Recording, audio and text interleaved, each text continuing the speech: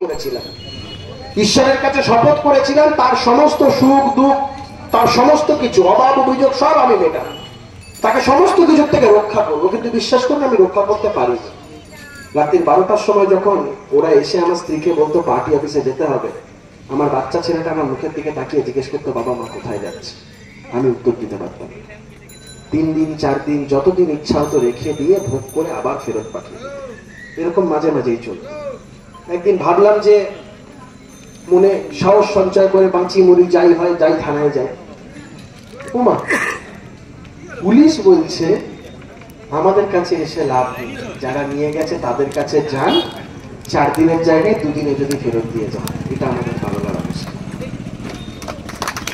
এটা আমাদের বাংলার অবস্থা।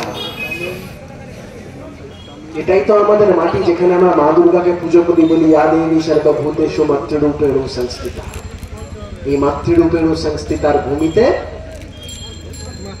শাহজাহান বাহিনীরা 2 দিন 3 দিন 4 দিন তাদের খেয়াল খুশি মতন আমাদের বাড়ির মা বোনেদের নিয়ে গিয়ে ভোগ করে তাদের খেয়াল খুশি মতন ফেরত দিয়ে যাবে।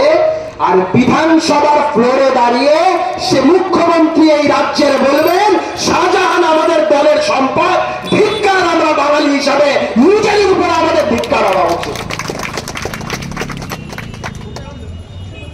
স্টিং ভিডিও এনেছে, যত রাজ্যের সমস্ত ডক্টর ভিডিও কেটে কেটে কেটে কেটে বানানো।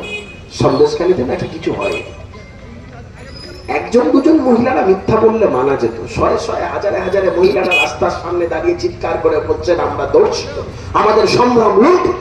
সবকটা মহিলারা মিথ্যা কথা বলছে। হাইকোর্টে মামলা হয়েছে, সিবিআই তদন্ত চাওয়া হয়েছে। অনেক বড় বড় বাঘ ভাল্লুক তৃণমূলের আমরা দেখেছি।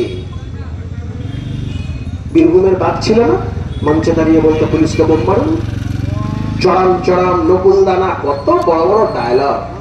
যেদিনকে ঘেঁটি ধরে সিবিআই